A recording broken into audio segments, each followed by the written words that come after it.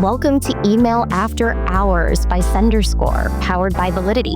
We're your hosts. My name is Guy Hansen. And I'm Danielle Gallant, and this is Email After Hours. I think it's fair to say that email marketing is pretty complex. The challenge is they never really stop, do they? Deliverability, authentication, segmentation, inbox placement, AI optimization. There is a growing list of things that marketers are expected to understand, kind of often without the time, resources, or technical backgrounds to really unpack them. Yeah, welcome to our world. And joining us today is Israa Alrawi, founder of The Winbox and a full-stack email consultant who works at the intersection of deliverability, infrastructure, lifecycle marketing, and revenue strategy. Israa has generated literally millions of dollars in revenue for her clients while helping them simplify the scary parts of email. And that's especially important for the smaller teams and the non-profits who are trying to do it all by themselves. Israa, welcome to the show. It's really great to have you with us on Email After Hours today. Thank you for having me. I'm excited to be here. I always love talking about email. So There's never a shortage, right? And we're going to do it. It's going to be lots of email talk today. But before we do, start with a little icebreaker. And I really wanted to ask you about one of your semi-recent LinkedIn posts. So you said you'll never follow a company page just because someone invited you or DM'd you the link, which, yeah, I'm with you. But in your opinion, what's worse? The unsolicited, please follow our page plea, or the classic just circling back message, sales email after 10 minutes of silence? I don't mind I don't mind cold outreach when it's done one-on-one and it's genuinely you've been researched and just ask. I actually have had a couple of people in my LinkedIn DMs who asked if my service would, their service would be helpful to our business, and we've started a conversation and now we're working together. And then I've had others where it was just hey, I know your business sucks and our tool can fix it here, just shove it in your face. And I was like, I never asked for this. I don't know. How dare you? Initially, somebody wanted me to try out their new, tool that was ad based, and I'm like, have you even looked at my pro? I don't do ads. What? So yeah, I think the direct people who have the audacity just to assume cold outreach is probably the worst. The circling back is probably the second worst, when you don't respond and they just keep coming back. And I know it's probably automated, a 3, sequence outreach, but there's one more coming, right?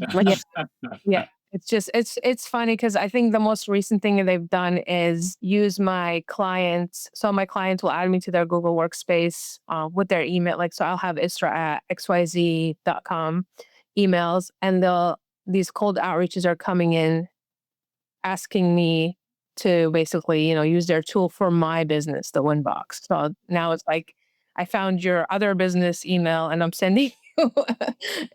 It's a whole mess. And I'm like, I can't anymore. It's I think it's important to call these people out, but I don't know if it's gonna go away.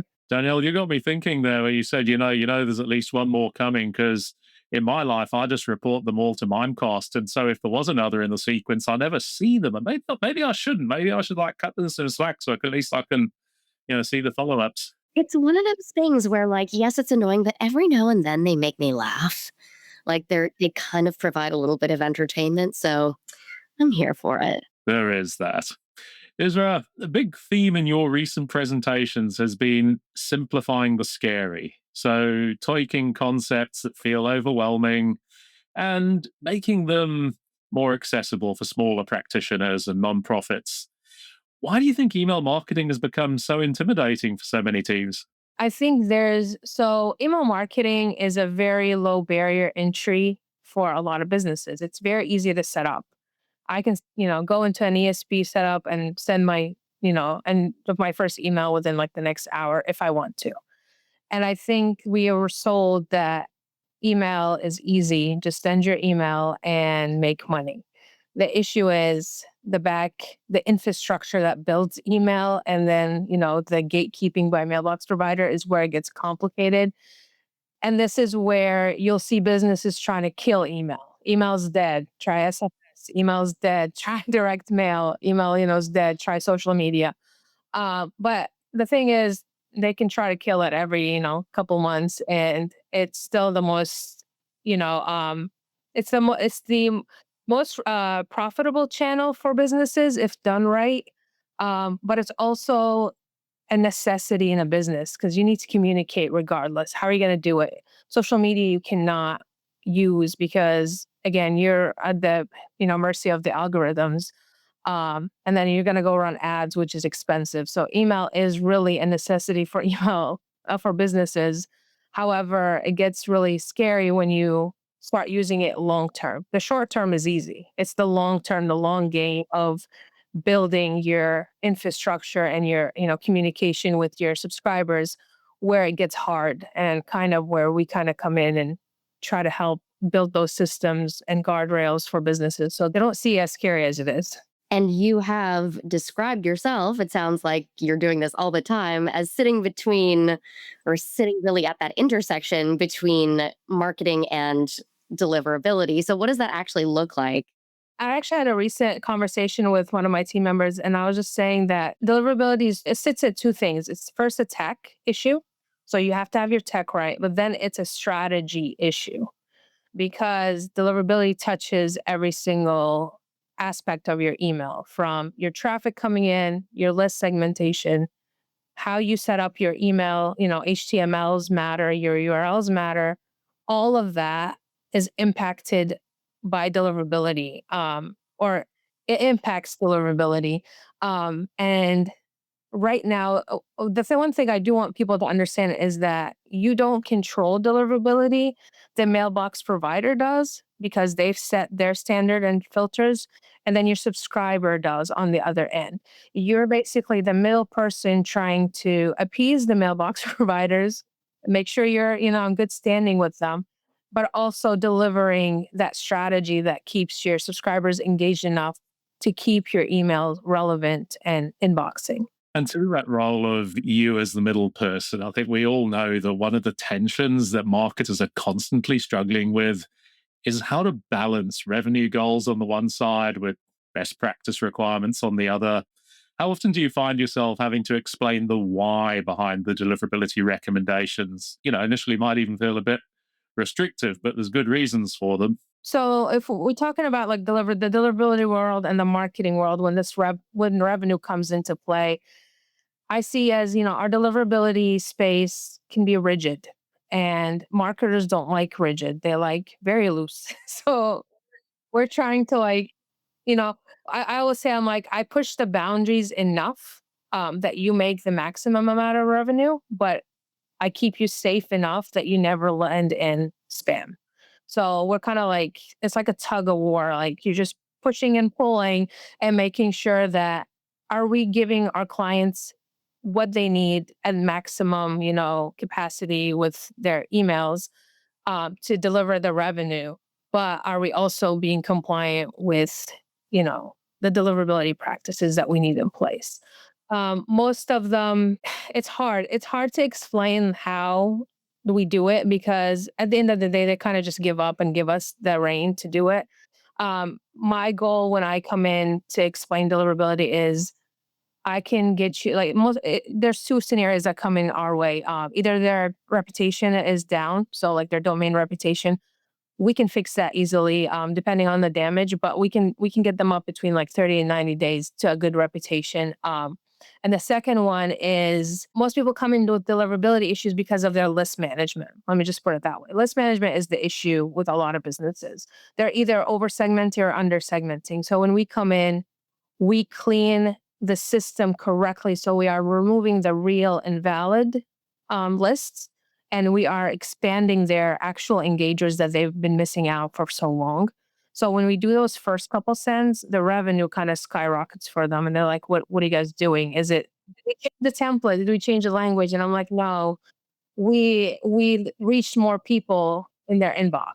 And that's the whole goal. When we initially met to kind of talk about this simplifying the scary. We identified a couple of areas that they are just so they can be to new marketers or even seasoned marketers really complicated, intricate, freaky.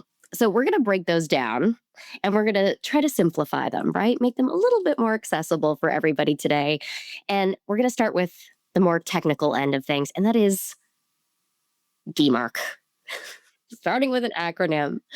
DMARC is kind of comes, I mean, when we talk about things that are difficult to kind of internalize and deep reporting, this is one of the things that marketers, I think, tend to get stuck on. So, why do you think that DMARC feels so intimidating to marketers and especially maybe smaller senders? DMARC is scary because it actually requires work. I think that's where the scary comes in because so DMARC is it's domain-based message authentication reporting and conformance. It is an analytical report that comes through every day almost for businesses that tells them what's happening with their domain, who's sending on their domain, are there, shady activity happening you need to pay attention to? Does everything look good? Back, I believe, was it 2024, the mailbox providers started enforcing you needed at least a policy none on DMARC to even inbox. That enforcement is actually, we're actually seeing it now in 26. If you don't have a DMARC, you're going straight to spam. Even if you have a DMARC policy, you're not guaranteed the inbox. They prefer you to be on the quarantine or reject side. DMARC actually monitors your domain reputation. And that's not just impacted by your email marketing, it's impacted by every single platform you use. I get emails like, why am I getting a DMARC report every day in my email? I'm like, you're supposed to be looking at that. Also, just one? Yeah, it's just crazy. So it creates like this. I don't understand why I need this, and I don't know what I'm doing with these reports. I actually built an analysis, a DMARC analysis in my Claude dashboard, and I just pop them in there, and it just gives me a review. So like that's the great thing about AI is that it simplifies your analysis reporting. Like you can just read that real quickly. But the issue is businesses are not monitoring their DMARC. And that's what you're supposed to be doing to secure your actual, infrastructure and make sure nothing is being spoofed or spammed or um, on your domain's behalf. So yes, it's great to have the policy none, but that's just like the scratch of the surface. Um, you need to go deeper and you need to be able to understand who's sending on your platform. And the reason businesses fail at this is because they keep adding tech stacks. This is why we come in as a tech stack auditors and consultants because they keep adding tech stacks. And when they abandon them or leave them, they don't take them off. They're still on their DNS records. Maybe they never closed them. And so that creates a security issue for you in the future. That's the whole point of DMARC is to show you like, are you even using this? Like, remove it if it's not being used. So that's where we kind of struggle with businesses because they think that just having the record there as policy none is enough when it's really that's where you start and you need to move towards actually enforcement. So yeah, it's not scary, but you need the technical side to understand what's happening. I think you gave us a great explanation with that previous answer. Um, if you're stripping away all the technical jargon, what should senders actually be looking for? Simple terms in their DMARC reporting. So what you want to look for is basically who's sending on the behalf of your domain.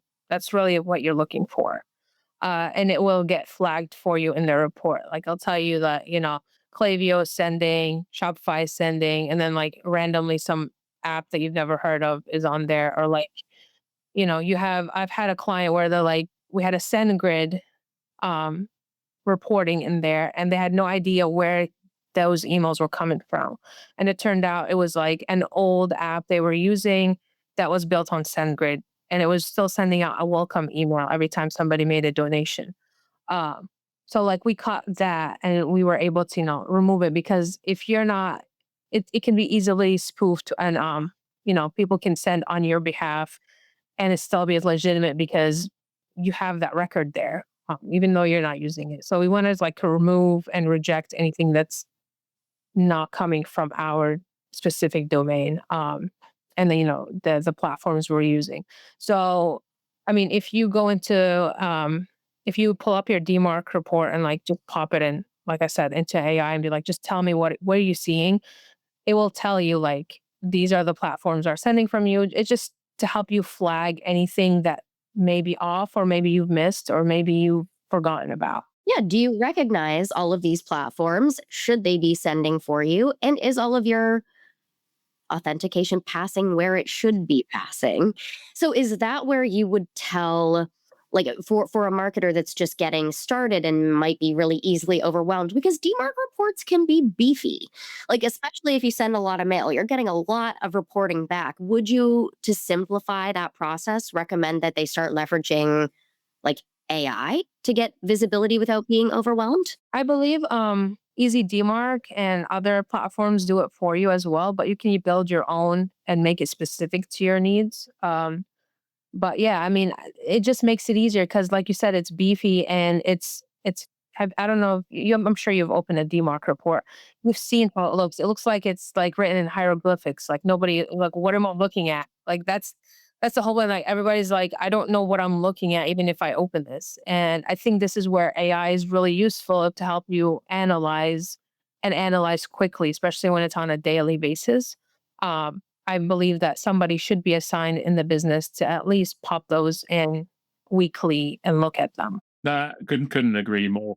When we were prepping for today, you said to us that many email problems are actually infrastructure problems, cunningly disguised as marketing problems.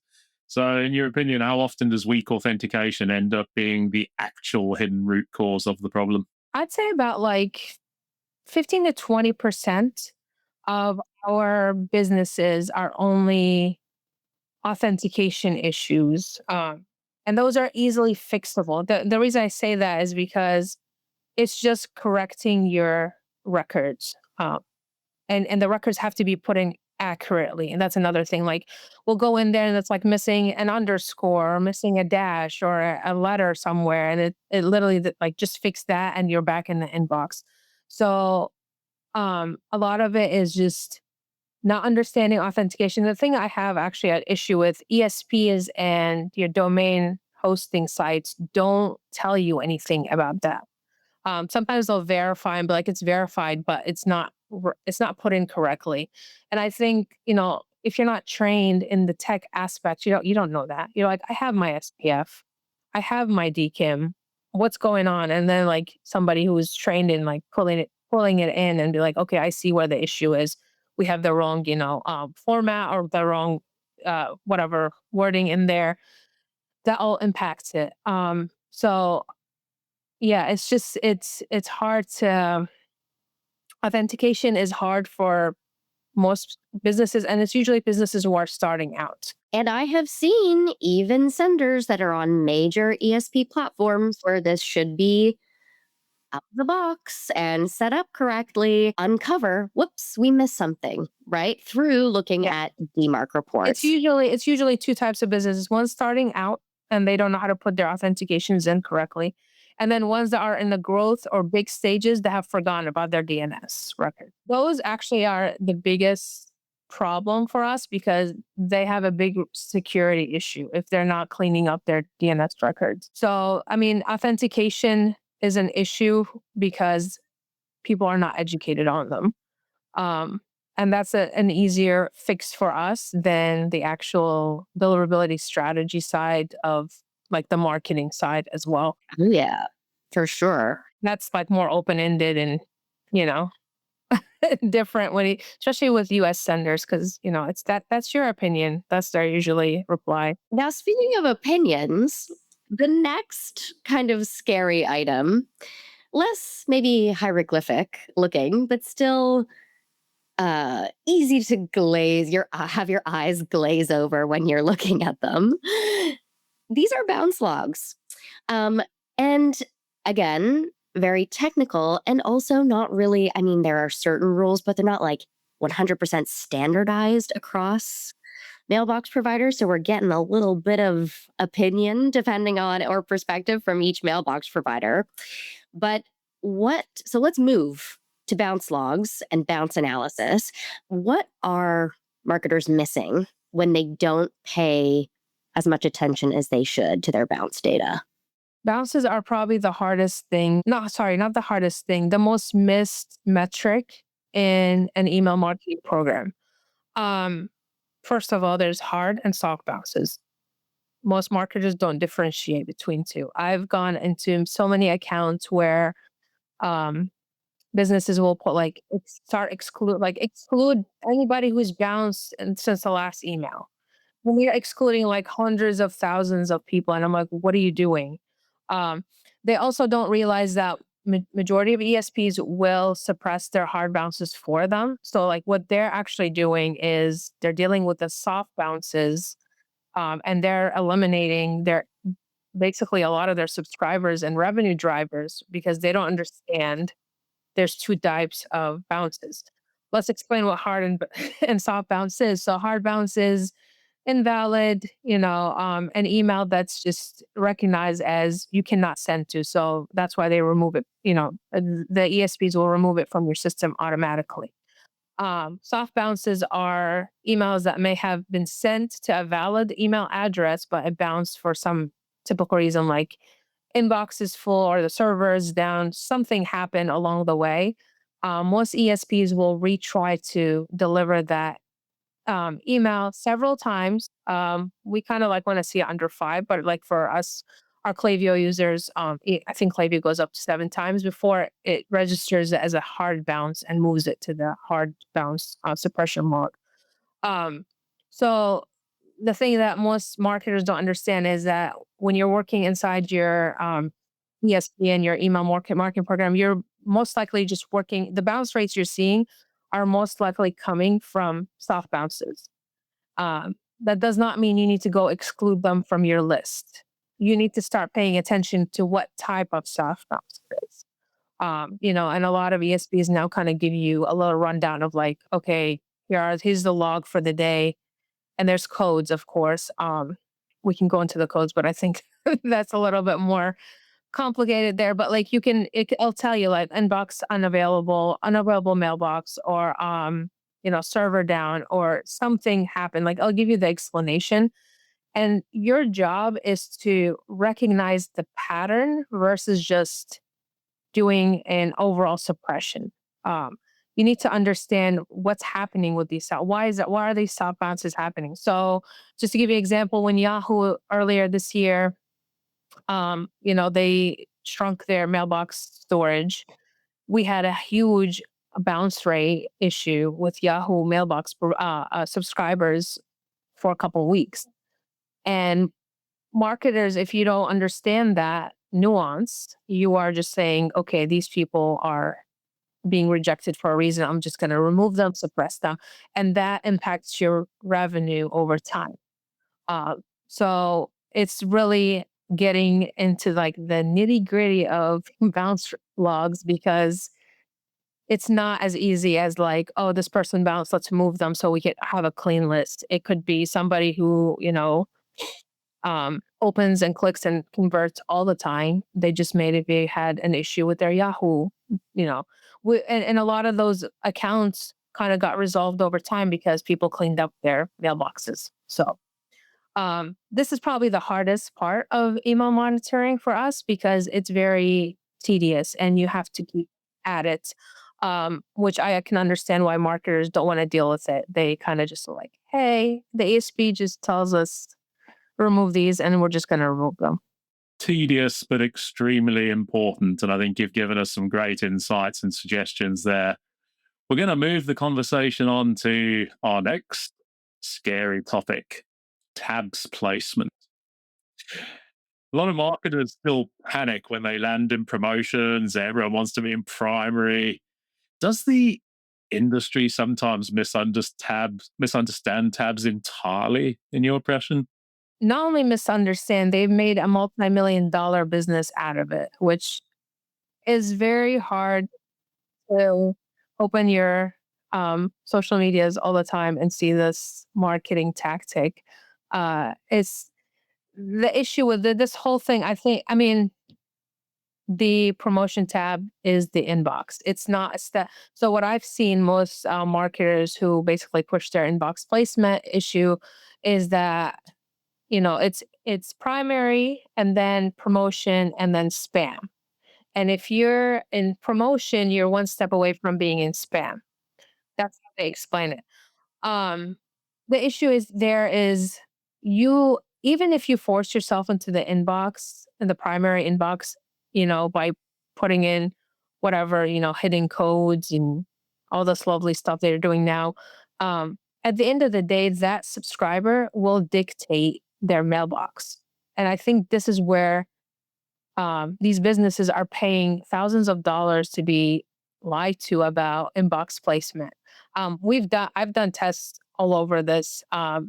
It does not impact revenue in the way they say it does. A lot of these inbox placement, I have several clients still using them because I guess to them it's like more of like a safety mindset of like, oh no, we're in the primary, people are seeing us.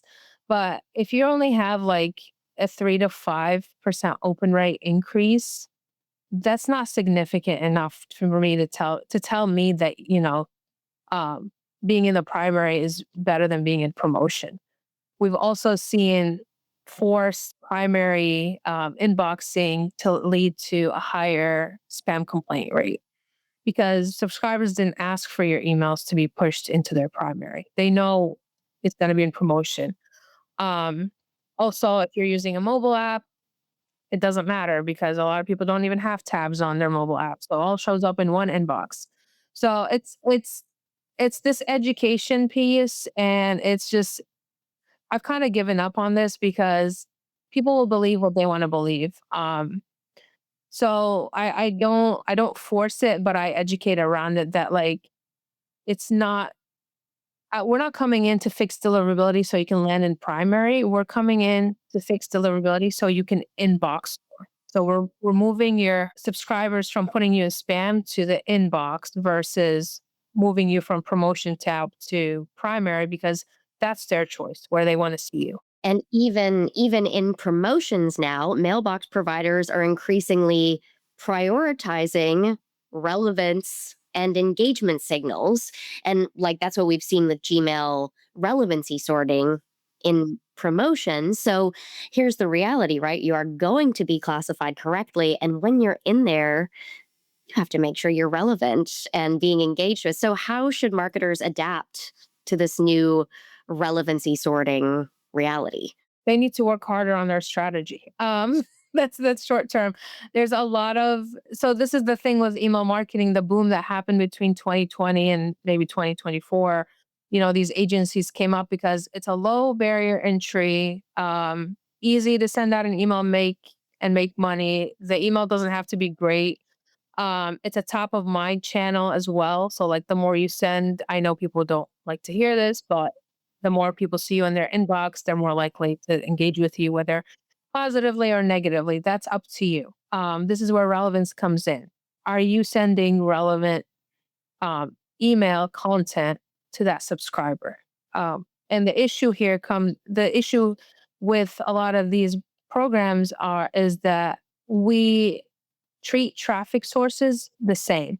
Somebody coming from an ad and social media and a webinar and a giveaway are not the same people.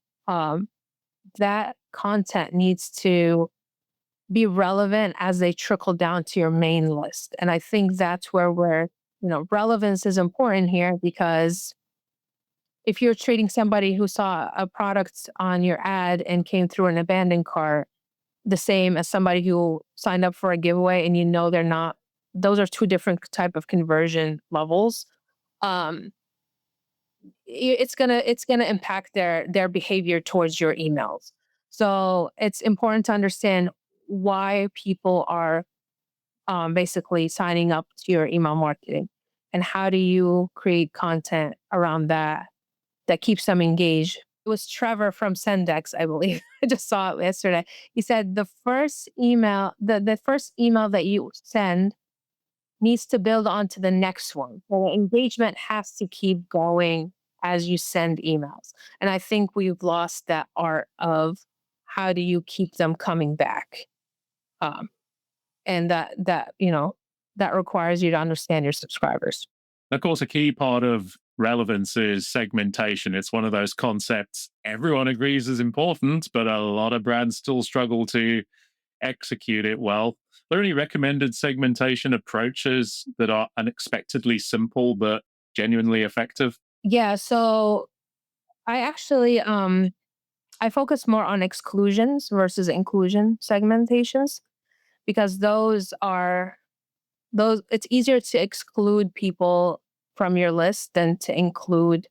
A lot of ESPs kind of have like holes in like the segmentation process. So like you can set it up right, but somebody will like a group of subscribers might leak into that you don't want getting it. So like we focus more, we educate more, and it's easier for our clients to exclude than include. So we'll have several large um, inclusion lists so that they're engaged based on their life cycle, or engaged buyers, or engaged based on a product. Those are your inclusions. So, like, if I want to send an email to everyone on the list because we're making an announcement, we'll add that inclusion. And then the exclusion would be making sure we are removing anybody who is not engaged with our emails. So, like, we'll create like an engage, like somebody who has not opened or clicked our emails in the last 180 days because we know that's where most people fall out. That's an exclusion, or somebody who bought in the last 7 days, because that's when usually the purchase to delivery time. So we'll take that into account. Like, so we like to create exclusions to remove people who have already took a behavior on our email versus just like adding more inclusions because you risk more loopholes in that. So when it comes I'm smiling because earlier today I was telling Guy about why I should have been excluded from certain email campaigns that I was receiving. So I love the idea of like when it comes to segmentation, looking at exclusion over inclusion to create sort of more refined yeah, segments there. it's easier to think about too. Like our clients love this method because we're just thinking about who shouldn't get this email versus who should, because then it gets complicated, right? So you can get very Well, you end up back in the old batch and blast yeah. situation, and And they are. and it, I mean, impacts your deliverability, right? Because you are only sending to the group, you are excluding the people who shouldn't get this, and you're sending to the group that should get this. So our metrics look much better, much healthier, and our volume, stays consistent there. So we focus on exclusion versus inclusion because it's kind of like our little secret Not method. anymore.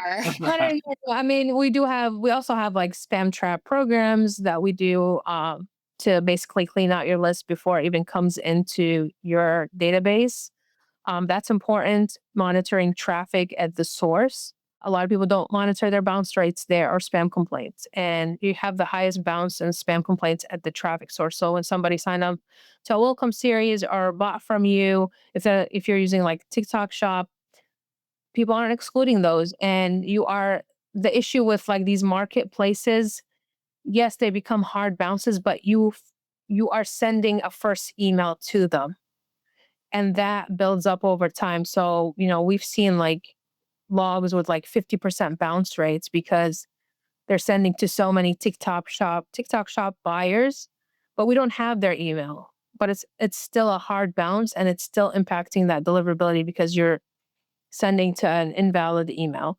So, creating a cleanup process on the first touch point is important too. Now that you've brought TikTok in some way, shape, or form into the conversation, I feel like you've introduced a perfect segue to our last potentially scary item, and another one, and one you cannot exclude. We are going to have to pay attention to it. That is writing for AI. So, one of the newer topics that you've been exploring is how do you do this? How do you write for AI? And as mailbox providers increasingly use AI driven filtering into their relevance models and display functionality, do you think marketers need to be thinking differently about how they structure and write emails? So typically, we work with a lot of D2C e-coms businesses, and a lot of theirs are image heavy. One thing we emphasize, and I actually oversee this because it's so important and many don't do it, is if you're going to use images, you need very good alt text behind those images. Most do not have it. To this day, like I have clients, I'm like, hey, you're still not adding it. um, and it's even their text base is an image. And I don't find that necessary. I actually I'm pretty fond of building within the builders of the ESPs. I don't know why everybody hates them, but I don't. So like when we take on clients, we actually shift them from an old image. I'm like, if there's text, we're writing in text because that's important to the AI now because they're scanning your emails and telling subscriber what's inside that email. And if you only have images, it's gonna just say this was sent from here. Here's their social media. Here's where you unsubscribe. I don't know if any of you've seen that, but like the email summarized as all the images are not there, and it's just telling you logo unsubscribe here, which sucks for a lot of it sucks when you build something great and then nothing comes of it. So um, I try to focus on if it's text based, we add text based. My rule of creating emails is if the image can add to the conversation, but it should not take away from it. I love that. Anything you say in that image or that image headline should be reiterated in text form in that email. It's not that hard. I know people love on brand and visuals and stuff like that. Leave that for your landing pages. I don't know, leave it for your social media. Do something a little different. Our clients who have the simplest emails do the best because first of all, it's clean. The HTML is clean. It passes spam filters quickly. Second of all, it's easy to read and scan. And it's a clear over clever kind of concept. I know there's the argument of like you can be clever. Yes, you can be clever, but the message has to come through. And AI is not any different. It's reading it like a subscriber would read it who has images turned off. If you Yeah, don't have the guy's not looking at that intent, right? Simplicity Uh, does rule when it comes to AI. I mean, it is, and email. At the end of the day, email is a calm channel. I'll die on this hill. It's a medium. You are not supposed to leave your subscribe, especially if you're using it for marketing. It should not be where the subscriber stops. It's a vehicle to move them to the action that you want them to take, and that should happen outside of the email. Especially now with segmentations where opens and clicks are not even reliable anymore because again AI and machine opens and bots. You do need that extra touch point outside the email to really understand what your subscriber is even doing. So yeah, it kind of goes back to the whole segmentation and relevance. Israel, this has been such a great conversation. We need to start wrapping it up now. But if you had to finish up with one key piece of advice for our listeners that would meaningfully improve their performance and deliverability, what would you go for? The one advice I want listeners to know is that deliverability lives inside of every piece of your email marketing. So when you are building your program, your infrastructure, even your emails, always ask, how does this impact me getting into the inbox, and how does it impact the subscriber's reaction? I think that's as simple as it is. If you send good, relevant emails, you should be good. That's really where it is. But also on the other side is you should also clean and maintain a good system to send those really good emails. So I mean, it's really hard to put it to one, but again, Deliverability touches everything. that I Right. touches think a pretty good takeaway. when Always have deliverability on the brain. Isra, thank you so much for joining us today and making some of email marketing scarier concepts feel a whole lot more approachable. If our listeners want to reach out to you, what's the best way that they can? I'm on LinkedIn. That's my only social platform I'm on. So you can join me there with my shenanigans. I'm trying to simplify deliverability for the everyday user there. So you can follow me there. And if you want to reach out, thewinbox.com, we have a contact us if you want to get an audit done or inquire about our services. You can submit a form there. Amazing. And for our listeners, be sure to tune in next time and hit subscribe so that you don't miss any future episodes. And of course, don't forget to visit senderscore.org for more resources to help you become a stronger sender. That's right. And just one final word. Danielle and I are always really proud of our great guests on Email After Hours. We're always looking out for new guests to feature on future episodes too. So if any of you out there are listening and you'd like to join us for an upcoming episode, drop a comment, ping us on LinkedIn, fill out the guest form linked in the show notes, and we'd love to hear from you. Thanks for listening today. We'll see you again in 2 weeks' time. Bye. Be sure to tune in next time and hit subscribe so you don't miss any future episodes. And don't forget to visit senderscore.com for loads more great resources to help you become a stronger sender. To all you sleepless senders out there, thank you for joining us after hours, and see you next time.